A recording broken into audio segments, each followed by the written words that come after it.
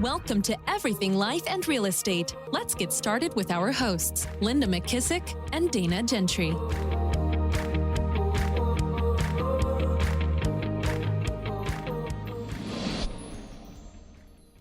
Hi, everyone. Welcome to Everything Life and Real Estate. I'm Linda McKissack.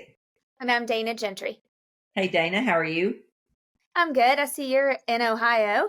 Yeah, I was fixing to say, instead of us saying, how are you, we should say, where are you? Where are you? Yeah. Are you? So you're in Kentucky and I'm in Kentucky. Yep. And I'll be passing you tomorrow because I'm going to Columbus at 5:30 in the morning. Oh, good Lord. Yeah, we've got Leadership Academy tomorrow. And then Wednesday, I teach Quantum Leap in Indianapolis. And then Thursday, we have the Profit Share Summit. It's going to be a crazy week. It's a big week. And I heard you have a big turnout for Fierce. Oh, for Fierce? Yeah. Oh. Somebody told me you guys have a lot of people coming to that Fierce Conversations in Indy. Oh, Quantum Leap. Quantum Leap. Gosh, sorry. Fierce. Oh, crap. We got the wrong manuals printed. No, sorry. Quantum Leap. I meant Quantum Leap. I'm looking at my Fierce book right here, and it's made me think of it. Yeah. Well, I am teaching a section of Fierce tomorrow for Leadership Academy. So I thought, well, maybe somebody knows that. No, Quantum Leap. Yeah, I'm excited. Yeah, it's going to be a big group. So I'm super excited. Yeah, that'll be great. I've got some guests coming to that from Indy that I'm excited. I wish I could be there, but I've got them going. So I can reach out to them, give me their names. So in case those of you that don't know, Quantum Leap is our life achievement course, and it talks all about beginning with the end in mind, that if you don't design your life, somebody or something else will. So anyway, if you're interested, we offer those all over the place. So just reach out to us at info@Everything Life and Real Estate, and we'll let you know where the next Quantum Leap class we're going to be. Quantum Leap was a game changer for me when I took it for the first time. It's like my favorite. Yeah. Yeah. And each time I took it, I was at a different place and it had a different meaning. So it's one of those courses that everybody should go to every year and take your spouse or whoever that you want to plan your life with every single year. And I also say, take one of your best clients. What a gift. I taught 150 of my past clients Quantum Leap before. Yep. I love that. It's such a great idea. Referrals out of it right away. Didn't talk about real estate sales at all. Just talked about building a big life and how if you don't design certain things, somebody or something else will. So anyway, great tool to use.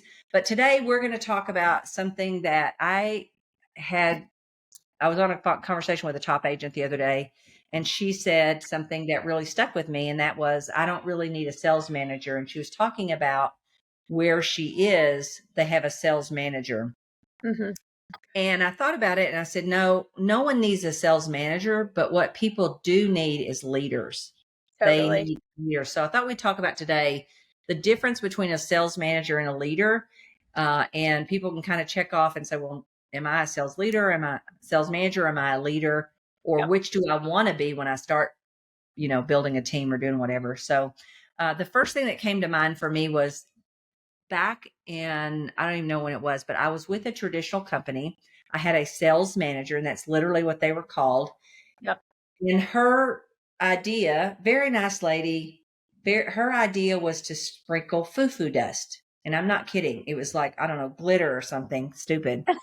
But that was how she solved anything, was sprinkle some foo-foo dust. And I remember going into her office one day, and I'll never forget this. I can almost feel it like I'm doing it again today. And I sat down at her desk, and I had worked really hard on this really thick, multiple page business plan of how I could do $20 million. And honestly, back then, the most highest producer really had probably only done 3 to 5 million. Nobody had ever done 20. And so I remember she barely looked at it, flipped it back across the desk at me and said, Linda McKissack, no one will ever do $20 million in Denton, Texas. And I remember how red my neck was getting, that I started to cry because I don't like it when people tell me I can't do something. And I remember thinking, oh my gosh, this is so not what I expected, right? And so when we left the room, Jimmy said, you do know we're going to have to leave, right? Because you can't have a leader that tells you what you want to do is impossible, right? A leader is there to teach you how to think so you can do what you think is possible. And so I would say that's the biggest difference, is a sales manager, because you manage things and you lead people. That's right. So I wrote that down. That's probably the biggest thing I would think between the difference between the two. So what are some of your thoughts around the difference between sales manager? And have you ever had a sales manager before?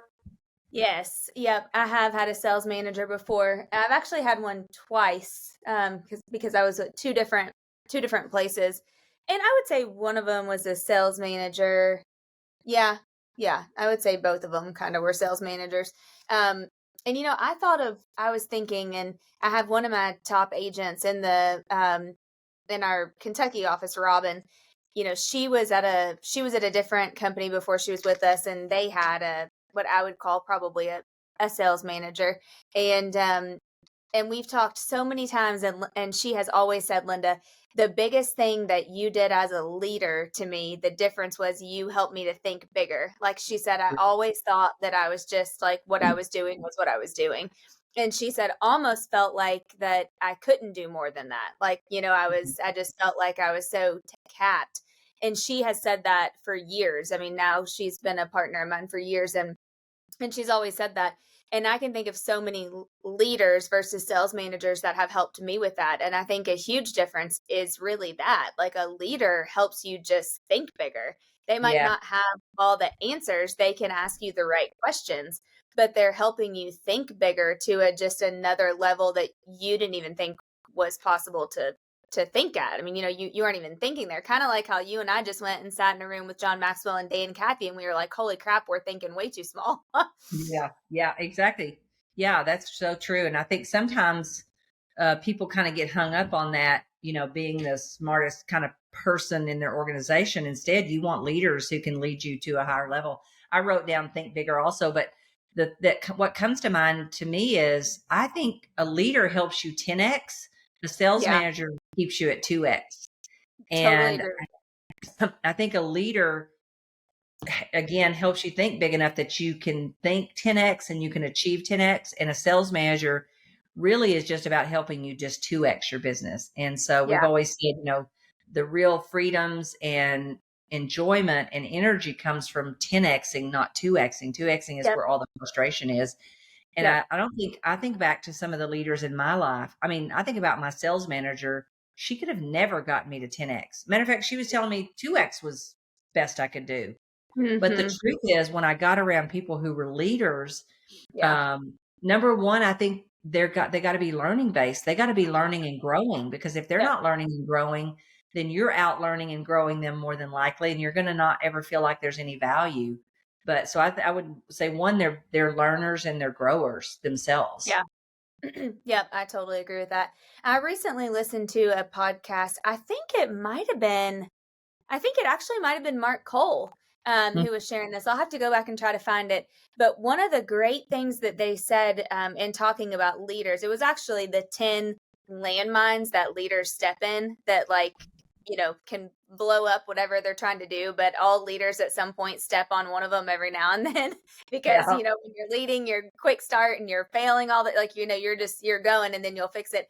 But he said something in there that I thought was so good. And it makes me think of the difference between leaders and sales managers. And he said, great leaders, they might not, how did he say it? He said something like, great leaders might not be able to provide exactly what their people need, but what they do right is they give them exposure or they expose them to bigger thinking, to bigger leaders, to bigger opportunities. They expose them, they get them into rooms, that they wouldn't have gotten in before.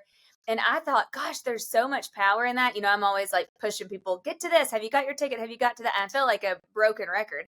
But the yeah, reason is because I'm like, just get in the room. Like, because I want to make sure that they have exposure to those things that I know can totally change their life. And so I think for me, that's something that, sales managers never did, but the real leaders in my life have always given me exposure, not me exposure, but they've put me in environments that I had exposure to be able to learn and really grow and see what other people are doing. And I think that is huge.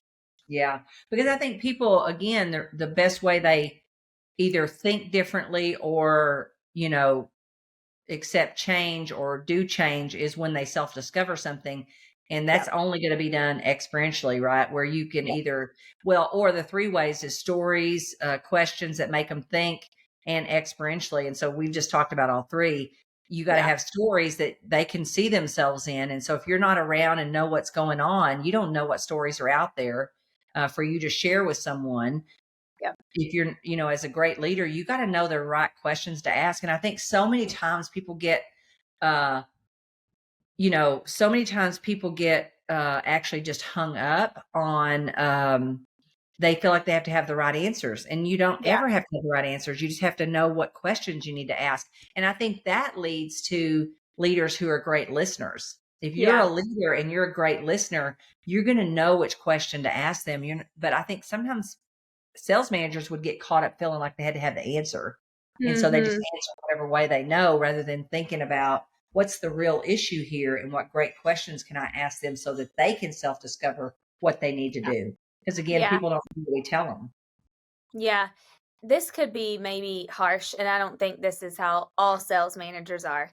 In my experience, and in talking to a lot of agents and a lot of, different brokerages that have sales managers, it's almost like the sales manager is there for a job, where leaders are there to really pour into their people. And, I think you can feel that as a business owner, as a realtor, whatever you are, entrepreneur, whatever you want to call yourself. I feel like you can feel that when somebody's there just to have a job versus they're there because they put the people first. Like, they're constantly trying to figure out how to make it better. They're constantly trying to figure out how to bring, awareness to their people. I don't know. I just think there's also a little switch of like maybe a level of serviceness, and not with everybody, but some of the ones in my experience, that's been the case. Yeah. And I think too, with a sales manager, in that concept, if it's a great leader, even if they've never sold, they know how to get you to the answers, and you never question that maybe they didn't sell real estate or do what it is you have accomplished. But with a sales manager, you can feel that they don't know. And so it would probably get highlighted. That I think about my sales manager, I don't know that she had ever sold real estate, and it was so obvious, right? She couldn't help me with anything. But I don't think, as other coaches and leaders, I've minded if they haven't really sold to the level that I have, as long as they could point me in the right direction or ask me the right questions so I could self-discover what I needed to do. So I think that's a difference also between a leader and a manager, is if they're just a manager, what their weaknesses are going to be actually highlighted. You're going to focus on those. Whereas a leader, they're so focused on you that you're not questioning them, right? You're just, you feel good, confident that they're going to direct you in the right direction, even if they haven't ever actually accomplished what it is that you want to accomplish. And I think sometimes when I start hearing people say, well, I don't feel like they know as much as me, or they've sold as much as me, or whatever, and whether it's their coach or leader or whatever, then I immediately know that that's not truly a leader, because they're not figuring out how to not let that person focus on whatever it is they haven't done. Yep. So true. Yeah. They're not getting the right questions asked probably in that situation. And I think too, with, mine and your experiences, we've learned over the years that a leader leads people. And so that's a certain behavior, and a manager of things, because you can only manage things, you can't manage people. That's a completely different behavior too.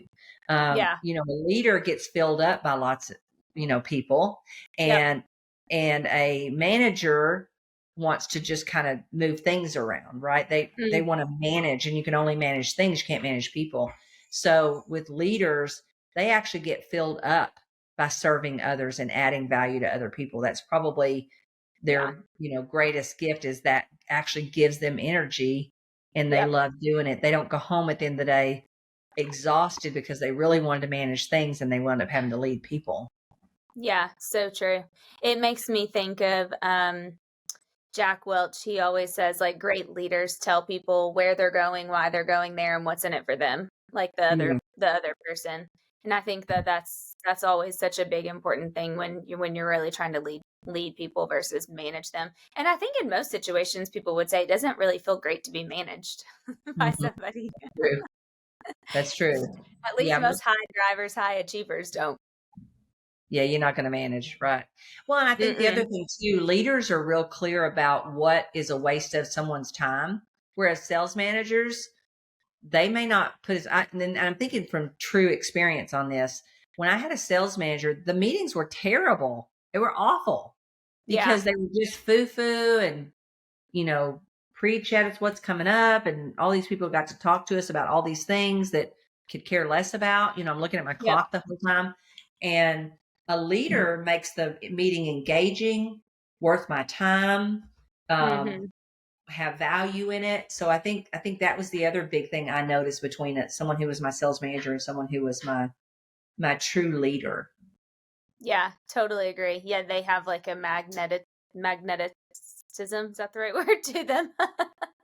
Well, and I think they're constantly aware that people voluntarily come and sit in front of them. They don't Yeah, have to be there. So if they don't have to be there, how do I add value and make sure yeah, that they want to be there and that it's worth their time to be there? I think leaders are calculating what is that person's time worth, and am I giving that or more if I'm asking them to sit in front of me for a meeting or whatever. yeah.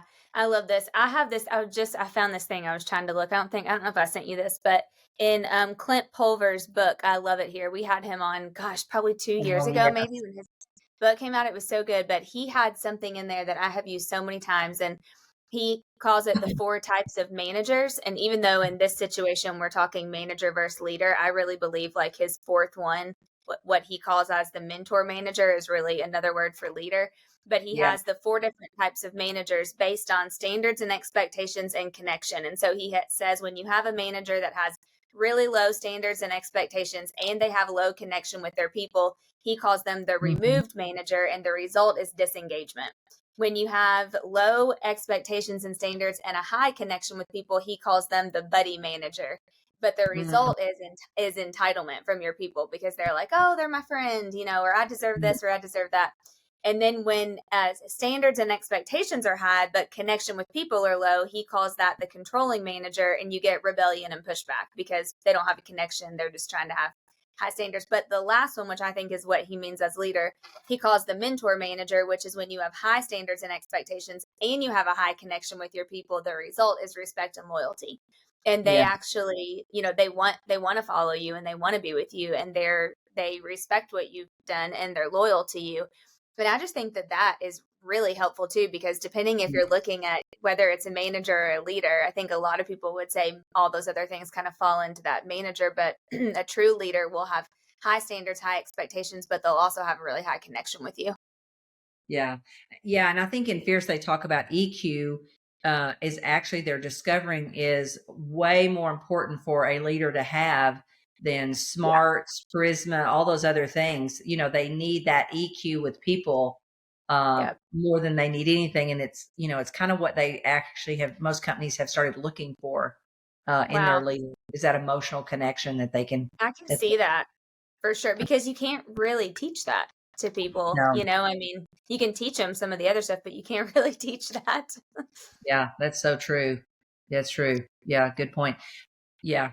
So I would say probably in wrapping up about sales managers or leaders, and back to this girl who said, I don't need a sales manager. And part of what I tried to point out to her is, but everybody needs leaders. And Yeah. I think, everybody needs to have leaders that make them think bigger, that make them think and believe and take action on 10xing their life, not 2xing their life. And I think Yeah. that is a great use of people's time and resources. Even if you have to go somewhere to get in front of them. And I think you've heard me say forever, I'll always be in front of Gary Keller and I'll always be in front of Dan Sullivan, because Yep. I see those two as leaders that help me think bigger and help me think about 10xing my life, not 2xing my life. And I think when you think about how fast time goes, we're like a blink of an eye here on this earth, then you realize that finding leaders is one of the greatest leverage points anyone can ever have in their life. And I Totally. think even I talked to someone the other day and they were looking at strategic coach, and I said, the more successful and the bigger your life gets, the more you have to work harder to find leaders that make you think bigger. But you So should true. never stop. You should No. always be thinking, who can I go get my bucket filled up with?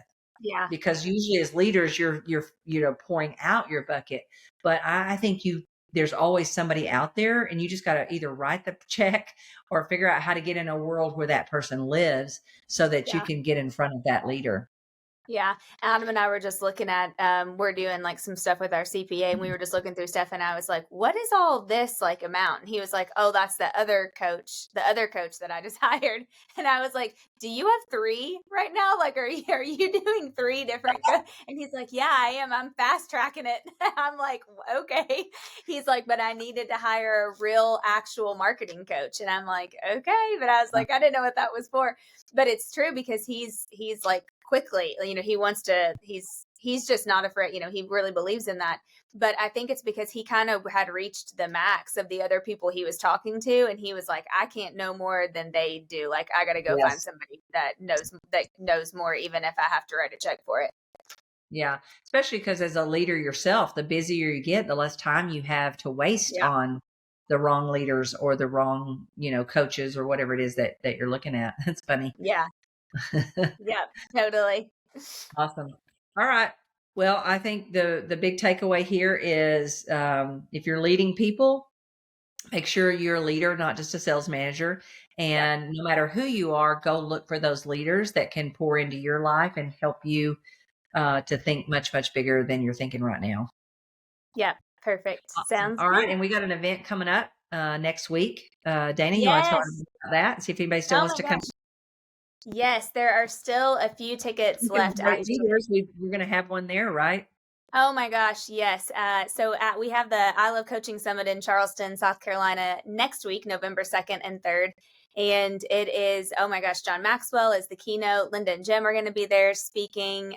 We have Dr. Stephen Post coming. We have Dr. Ryan Smith. We have Garrett Gunderson, who just wrote a new money book. We've got, I can't even remember who else off the top of my head, but it's going to be a great event. So if you're listening near Charleston, you definitely need to be there. And if you're not, you can just go to, I think it's ilovecoachingsummit2023.com, I believe, is it? I should know that, but you can just reach out to us, and we'll get you hooked up. Yeah, you can reach out to us at info@Everything Life and Real Estate. We'll get you that information. And then if you're free on Thursday, and you're in KW, I'm doing a profit share summit, teaching people how to master the skill of building their profit share. And we'd love to have you there. You can go to profitsharesummit.com and get all the information on that. Either way, Dana, and I hope you have some great speakers on that too.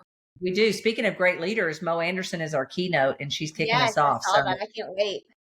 It's worth it just for that. So, all right. Well, Dana, I guess I'll see you for sure. I'll see you next week in Charleston, not Charlotte. Not Charlotte.